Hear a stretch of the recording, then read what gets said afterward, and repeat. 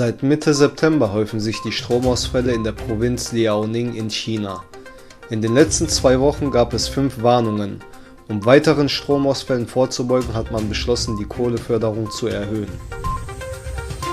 Die Regierung in Teheran teilte mit, dass sie nächsten Monat ein strategisches Abkommen mit Russland unterzeichnen werde. Vor 7 Monaten gab es bereits solch ein Abkommen mit China.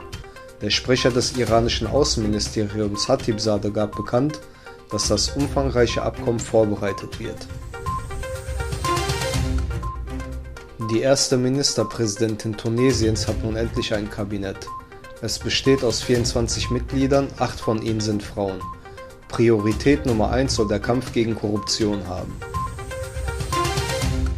Erstmals seit der Machtübernahme in Afghanistan treffen sich die USA mit Vertretern der Taliban. Der Austausch ist Teil des pragmatischen Umgangs mit der Terrormiliz. Neben Sicherheits- und Terrorismusfragen fallen auch mahnende Worte.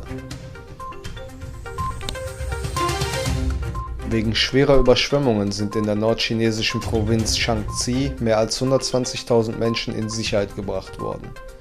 Wie die Behörden am Montag berichteten, stellten zudem mindestens 60 Kohlebergwerke sicherheitshalber ihren Betrieb ein. Alexander Schallenberg ist neuer Bundeskanzler Österreichs. Der bisherige Außenminister wurde von Bundespräsident Alexander Van der Bellen am Montag in Wien als Regierungschef vereidigt. Das Treffen der Uiguren in der Hauptstadt Bosniens ging heute zu Ende. Zum Abschluss wurden die Ergebnisse und Beschlüsse des Kongresses verlesen.